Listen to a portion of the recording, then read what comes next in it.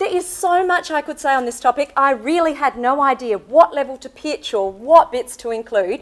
So I've gone for very broad, but really looking to tease some of that out in the panel afterwards. So do keep those questions ready, and I look forward to a great discussion this afternoon.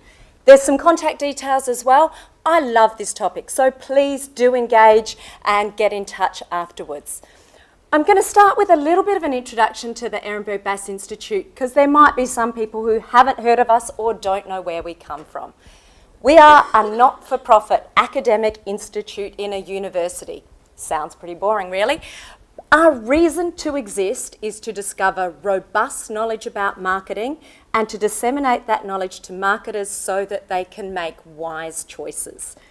We try and make that knowledge accessible, so some of you might have read How Brands Grow. I've also popped up the new one, which, while it's a textbook, actually has more about advertising than the other two do. So if you're interested, have a read there. And there is a wealth of more detailed academic knowledge that builds on, that's kind of the kindergarten version in those books if you're really interested in effective advertising. Want to thank those organisations who sponsor our fundamental research, because without that funding we wouldn't be able to tackle the big questions that individual organisations alone can't get to. It's also a nice slide to introduce that the perspective we come from is what is normal for most brands most of the time. How do most campaigns work, whether you're talking services or durables, media companies or so forth. So we're constantly summarising a world of diversity into simple statements that are robust most of the time. But we're also really interested in the exceptions, because that's how we learn an awful lot about this world. We stand on the shoulders of some amazing giants. We're named after two of the biggies, but the point I want to make here is that science is a very slow process. It's really easy to do a single study and think you learn something. To get to the robust knowledge that develops theories and the right measures takes many, many studies and lots of time. And so it's a different journey to the journey that you go through if you're doing market research. So we very much see ourselves as scientists. So I'm going to spend a minute on what that means to us, and because it has real implications for the things I'm going to say later on. So in terms of science, it is pretty basic. It's about studying the world, and that starts with systematic observations, time and time again, looking at things and going, when are they the same and when do we see differences? You know, it doesn't matter whether you're studying stars or the impact of advertising or pricing effects. Do you see the same things that keep happening in different countries, in different categories, if you use different measures? When you start seeing those patterns, you know with a huge amount of certainty that they're likely to occur again. So the important part of science is when you know you have those consistent patterns and you can describe them with maths. You're at the point that you can predict under known conditions. I am leading to why this is relevant to advertising, and it basically boils down to that word prediction. When we understand the world enough, we can be quite certain about when we're going to be able to change things or what's going to happen if we do certain things. And effective advertising is about that, being certain that we're going to be able to influence the things that we want to influence. You only get to theory in any discipline once you have enough laws. And theory is simply where you tie that robust knowledge together in a story that explains how the world works. Marketing as a discipline since the 50s has had theory. We've been really cohesive around ideas like segmentation, targeting, positioning. But the problem was they weren't underpinned by this systematic pattern spotting. They weren't underpinned by laws. So our discipline was on really rocky grounds, because while we had logical theory, it's just not supported and it doesn't explain the real world.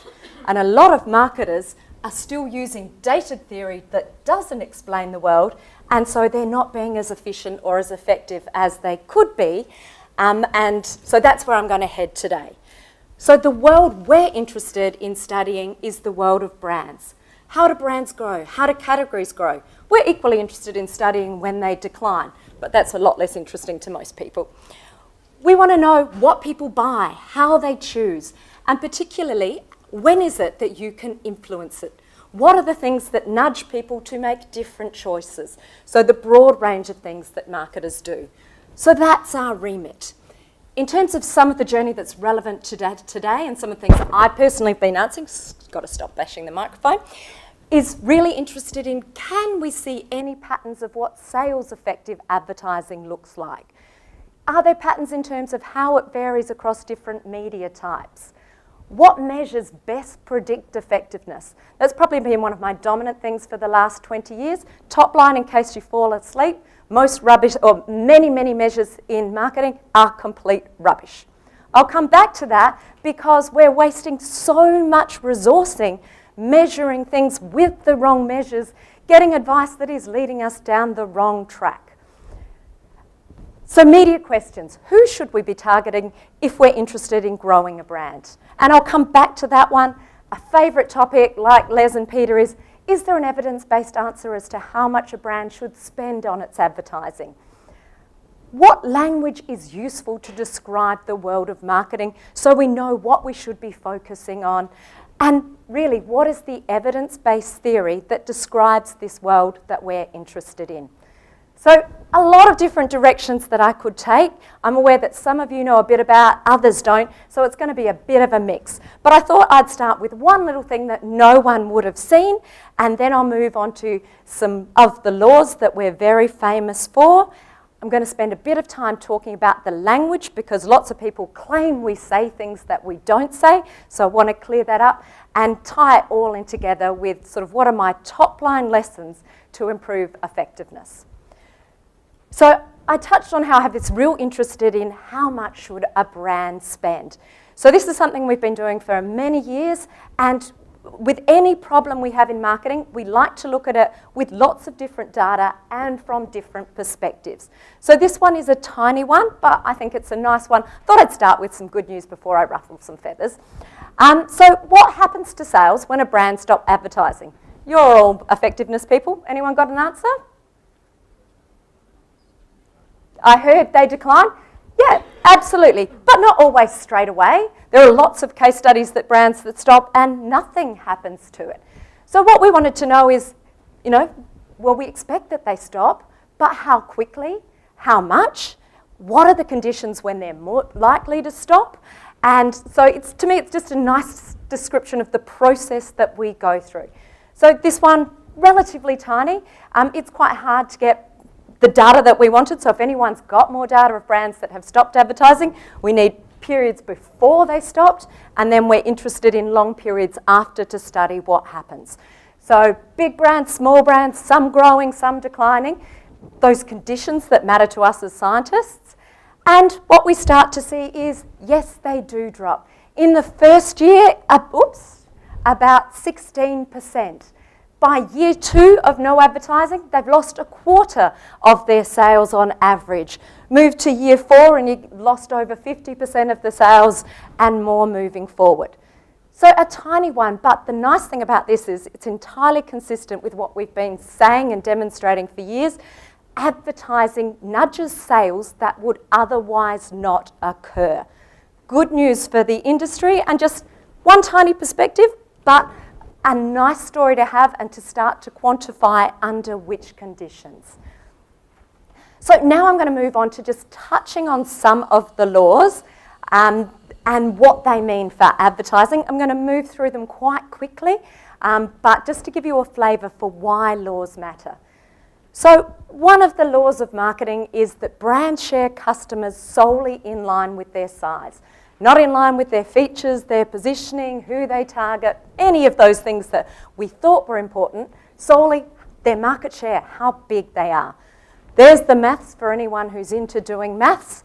Not that you need to, but the point there is it is just incredibly predictable. It's been known for decades. It holds all around the world, all sorts of categories, really, really reliable. Sharing is predictable. It's a function of size. The next one, and I've looked at 50 categories personally, and I know others across countries, brands share customers, brand user profiles seldom differ. So your brand's customers are very similar to your competitors' customers. It's very predictable. So not necessarily the same people sometimes, but the dominant pattern is of a similar profile. You conduct a segmentation study and it will find differences because that's what those techniques are designed to do. But if you look at the data underpinning them, the dominant story is competing brands sell broadly to the same people. Now, the reason for sharing these two laws is to touch on the fact that they are completely counter to this idea that brands are successful at segmenting to particular distinct segments. It's an idea that's been in marketing plans since the 50s and enormous effort has been focused on, and yet marketers have not been successful at it for the most part. It's not that marketing's not successful, but we're trying to do the wrong thing if we're interested in growth. The final law I'm going to touch on is Ehrenberg law of buying frequencies. You might also have heard of this as the negative binomial distribution. So this is the one that relates to light buyers. All brands show this pattern. I'm demonstrating it with a CPG brand. This particular brand is a huge one. You've probably all had it. What we have across the bottom is the number of purchases people made in a year. And what we see, even for the market leader in a huge market, most people who buy the category don't buy the market leader because there are so many other brands that they can and do buy. Of all the people who buy the market leader, in the course of a year, most only buy it once, the next group twice. But the key point is they have a predictable number of light, medium, and heavy buyers. All brands show this pattern, show the maths, even though if you start to get to subscription categories and things like that, it looks a bit different. The fundamental is the same. Same category, if we look at the next biggest brand, did you see the change? The biggest change is there are more people who didn't buy it at all. And if we jump to an even smaller brand in the same category, the same thing again. It's entirely predictable. When you digest this, and it takes a while, the important implication is that light buyers are enormously important to all brand. I'd even change it to current non-buyers and light buyers are the buyers that matter most. Important thing about that for advertising is they care least about your brand, they know least, they're much more likely not to notice any advertising from you. If they notice it, they're least likely to know it's from you. You have to work much harder to nudge light buyers than you do heavies, yet there are so many of them that if you don't reach them with the effective advertising, you will not grow your brand. So looking at that same one in a slightly different way, because to me it's so fundamental knowledge if we want to get to the crux of advertising effectiveness. Here we have a different category, different brand, but that same distribution. Here I'm going to show you what happens as a brand grows. And again, you can do the maths and project how you will grow if you want to be a particular size, but it's very predictable. So most of the movement happens in that first thing, where people who've never bought you in the past come and buy you. Most of them buy you once. Show that to you again because it's so important to me in terms of what you have to do if you want effective media and advertising. You need to nudge most of the curve up, but bring people who haven't bought you first. That's fundamental knowledge if we want to know who we have to target and what messaging matters. So we have to work hardest at this end of the curve. Yes, we need to talk to existing buyers, heavy buyers, but what we're finding is that activations that work for lights work for heavies as well as long as they're reached. Activations that work for heavy buyers don't even get noticed by light buyers. They don't have the mental structures to even notice or process them. So really important knowledge. So my key lesson for you today is don't get caught in the heavy buyer trap. And much of the marketing activity, the plans that I see, is stuck at this end. If we look at measures of loyalty, trying to nudge rates of buying, anything to do with love, it's all stuck in that heavy buyer end, and it's missing the opportunity for growth, which is at this end of the scale. Part of the problem, and I think that's driving this, is one, a lack of appreciation of that fundamental structure of how it is that brands compete with each other and how they grow, but it's also the measures that we're using in the industry. or lots of the ROI measurement that I see in the industry, it suggests that heavy buyers are the ones that give you the greatest return. You hit them and they're going to buy you more. They were going to buy you more anyway. They have underlying propensities to buy the category more and to buy the brand more. So it looks like you're going to get a better return, but you're not going to get the best return for your company's money in total unless you hit the light and non-buyers as well. So we really have to take a great deal of care with the ROI measures that are used. So what are some of the implications of this for advertising and media? To kind of get to this, I thought I'd share some of the questions that I was asked at Cannes because they seem to address exactly this. So the first one, is targeting a help or a hindrance? I've kind of already said it, but slight variation of it depends who you're targeting. If you're doing targetings that is getting to potential category buyers, fantastic. That's evidence-based strategy. That's what you need to be doing. If you're doing targeting that gets to the hard-to-reach people, that's really sensible. Some people don't watch television. They don't have a Facebook account. It's really easy for them just not to see you. If you've got ways of finding them and you're trying to add them to your activations, that's great. That's evidence-based. If you're targeting at scale, fantastic. I was recently talking to a CMO and they market baby offerings.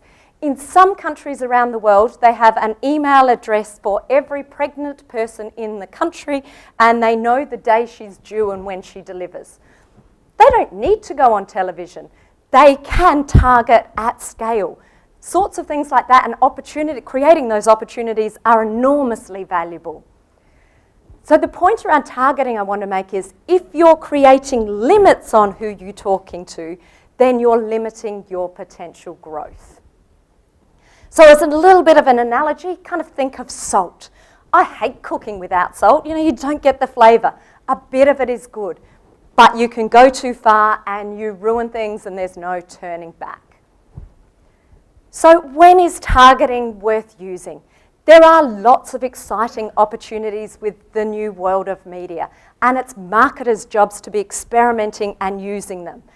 But things like understanding when people are entering the category. And for some categories, we can tell this from digital footprints and things like that. So there are real opportunities around that. New exciting opportunities around time of day that we can reach people that are relevant to some categories, days of the week, where people are. So, hot days and you're selling ice cream and they're near your outlet. Those are the exciting opportunities where we need to be testing, learning, and documenting what works given the situation. Are marketers over-reliant on concepts like segmentation? You've probably already worked out that I'm not a huge fan, so if we want to keep things simple, let's just go yes. Ban that terminology and don't put your energy there and put it into other things, and you'll probably be in a far better position. Having said that, you do need to understand the diversity of reasons why people buy from the category and buy particular brands. We need to understand what's in their head. What are the thought processes that they go through? What are the category entry points that lead them to make a purchase? What do they know about our brand? What do they notice? So research is important, understanding the diversity is important, but how we analyse it matters as well. So the top line of that is, if you're interested in growing, you need all sorts of people to grow rather than worrying about focusing on particular groups because you will be limiting what you'll achieve. The next question was, is the value of waste appreciated? So historically, I would say that waste, reaching people outside of that audience you wanted, has saved many, many brands. As we move into a world where much more targeting is possible, that's a real problem for brands who've been saved by this wastage. So, touched on it earlier, we have to be very focused on getting the best return in total for the marketing spend, but often it will be doing different things differently to how we've done them in the past. So we have to be nudging sales in the short term and brand custodians for the long term. And I'm hoping, and I've already warned Les and Peter, that I really want to get a discussion of short and long term happening and what that means, because it means different things to different people. And I think activations in the short term and the long term both nudge sales in very predictable ways. I think we need to appreciate and understand more about the human brain. Some people clearly do, but a lot of what's being measured and done suggests that as an industry we've still got more to do in that space. So if we are doing activations that build the right memories, that make it easier for our brand to be thought of, easier to be considered by more people, that's not a waste. But we need to be understanding what it is that we need to refresh in people's head. The next one is targeting, via visualizing an audience, useful as a creative device. Now, I've seen many examples of brands who, they've even named that person, and she drives an SUV or whatever it might be. Is this useful? I don't have the evidence. I think it would be a fun test to actually do. So if anyone wants to, let's do it. Does it produce more effective advertising or not? I suspect from everything that I've learnt that it's likely to be limiting. Creativity matters enormously, and I'm all for employing the best creatives and letting them do their job. But the things that I want them to focus on, I'm not going to create that limit of who they need to visualise. I want them to focus on getting copy that sells. And the things I'm learning about there are it's very well branded. Those light and non-buyers who don't care about the brand instantly know what brand it is for. And that's not just by showing and saying the brand name. It's by using the distinctive assets in creative and memorable ways. It builds the memory structures that matter so that when people have a relevant category opportunity to buy, the brand comes to mind. It gets attention. It's content that people want to watch, and it generates an emotional response. Slightly different language to what I often hear people talking about. They talk about having an emotional campaign. You can have a campaign that you think is emotional, but it never gets that emotional response. But maybe that's something we can tease out a bit later on in the discussion. Clearly, there are some obvious exceptions. If 30% of your market speaks a different language, absolutely, put ads in a language that they're going to understand. If you're someone like Airbnb, in certain markets, they need more guests or need more hosts. Obvious tailoring makes sense. From a digital footprint that people have already booked their tickets to a certain place. Those sorts of obvious tailorings can generate enormous opportunities and help you get that attention and get noticed. So they make sense. So kind of summarising the targeting piece in some simple steps. First one, probably most important, in anything you're doing, think inclusion rather than exclusion. So that holds for media and copy. If it can be more appealing to more people or you reach more people, that's what you have to be doing with your limited budgets for brand growth. Be evidence-based in any descriptions that you've got. It's not hard to be. Avoid the heavy buyer trap. Light buyers are just so important. Don't sacrifice reach for engagement. Engagement sounds logical as an idea, so does love. If you want brand growth, you won't get it without that reach. And don't fragment your brand assets. It's a bit of a different one, but it's one of the real risks with the diversity in media and people tailoring messages that they actually destroy the long-term brand value. So the lessons for advertising first for brand growth, and then I'll go to media, really touched on them, but anything you do has to look like it's from the brand. Not what the advertising agency or the marketers thinks looks like the brand, but what those light and non-brand buyers recognise as being for the brand. Some of the newest evidence is showing that the memories linger for 20 and 50 years in people's heads. So we can't be changing our look and feel constantly, or we just waste a lot of what we're doing. So that's where understanding what are the distinctive assets that people, the cues that people use to recognise your brand, what's in people's heads, and keep refreshing and playing with those in really creative ways. It's so important that we produce content that people want to watch or want to listen to, otherwise they just won't. an obvious thing, but as they've got control of what they pay attention to, we just have to be really good at giving them things that they want to watch. Touched on it, but that emotional response is so important. So that's the physiological things that you can measure that mean that someone's giving it attention. Vital because it's probably getting into the measurement bit more there, but it's what copy has to do if it's going to drive sales.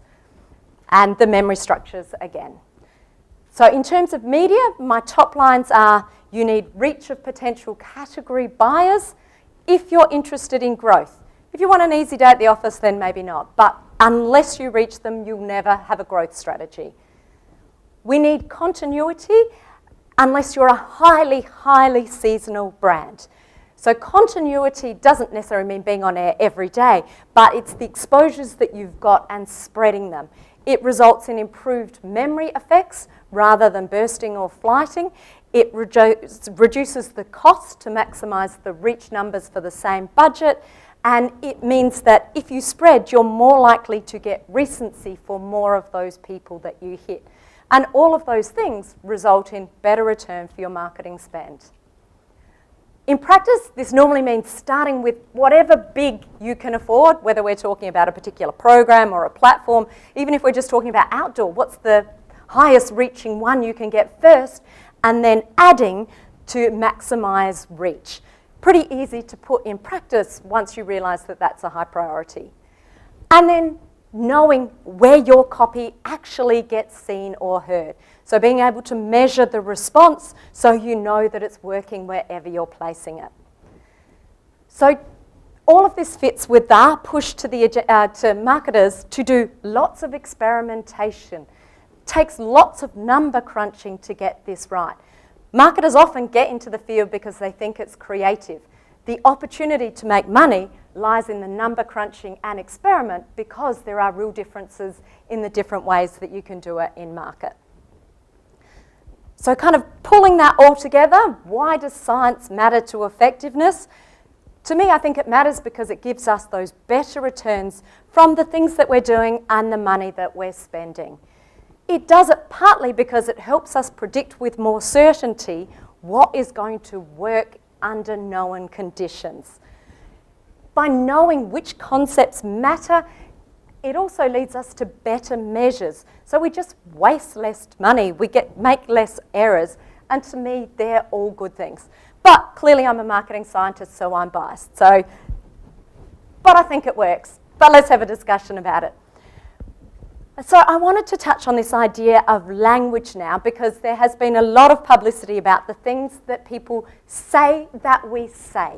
So I wanted just to put some of them out there and then come back with actually the language that we'd like people to be using, but not just using, the language we would like people to understand, because some major research agencies and the like have just changed their measures' names to these things without actually changing the measures. So language matters, but also what underpins it does too.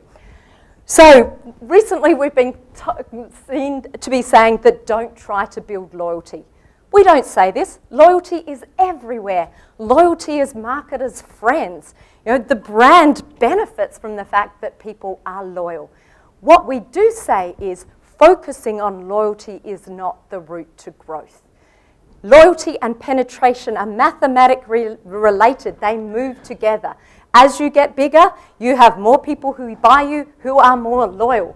But your strategy, if it's focused around loyalty, won't lead you to growth. It's also been said that we promote doing bad communications well.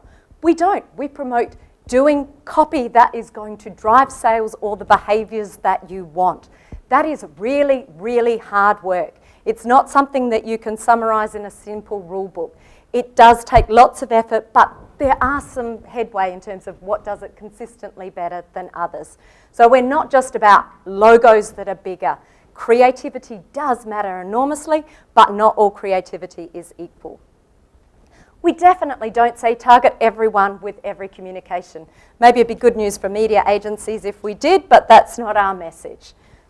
We definitely don't promote mass awareness. Awareness is not the same thing as mental availability or salience.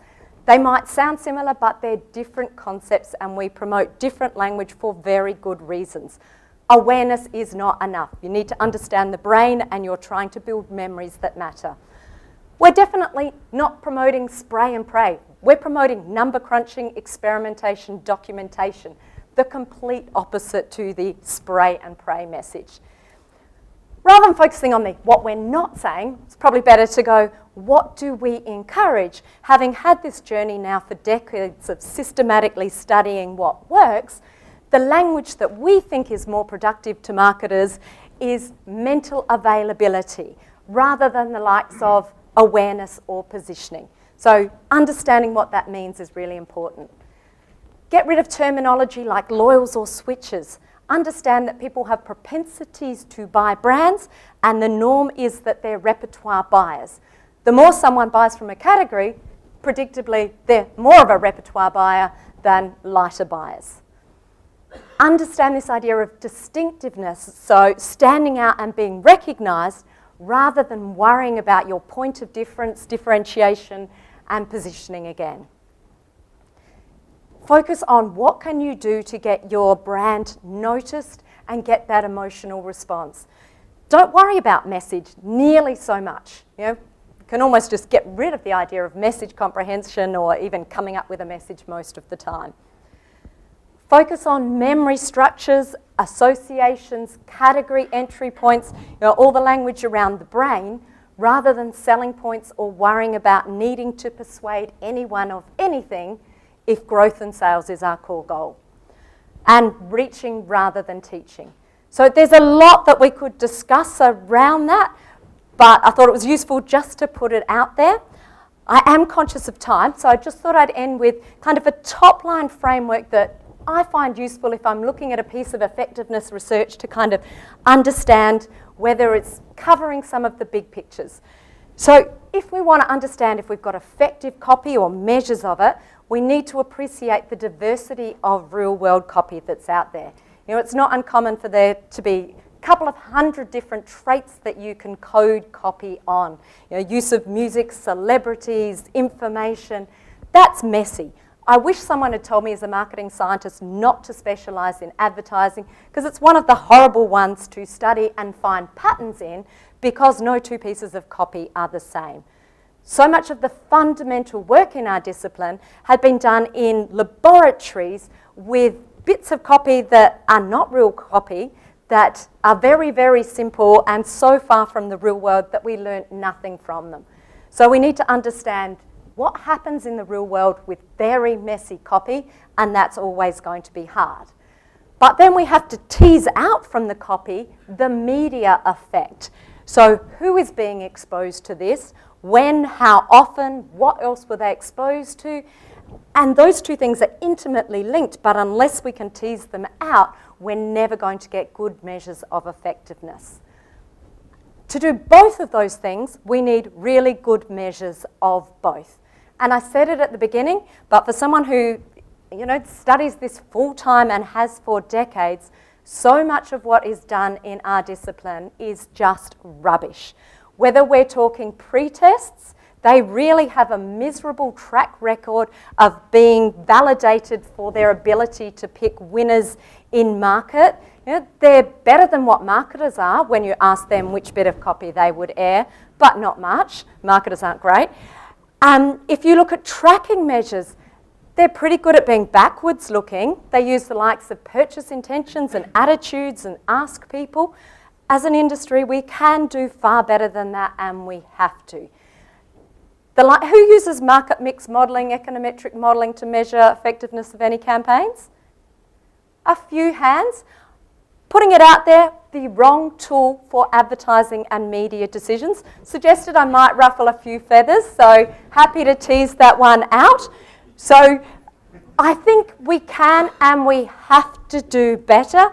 And the good thing is that we have moved into an exciting stage where those digital footprints and the environment that media is served gives us enormous opportunities that just didn't exist in the past.